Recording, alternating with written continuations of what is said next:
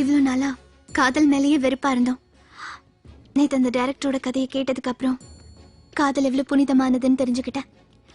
So நானும் எல்லார் மாதிரியும் கல்யாணம் குடும்பம்னு செட்டில் ஆகலான்னு முடிவு பண்ணிட்டேன். இனிமே இந்த லிவிங் டுகெதர் லைஃப் எல்லாம் வேண்டான்னு நினைக்கிறேன். Sorry guys. ஆமா, நானும் அந்த முடிவுக்கு வந்துட்டேன். நானும் இவங்க கட்சி தான். Sorry friends.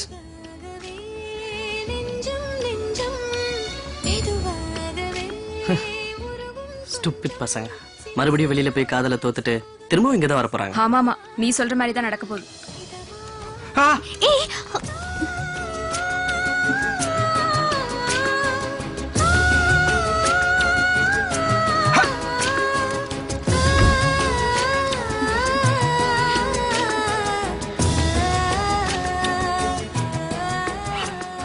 May I help you?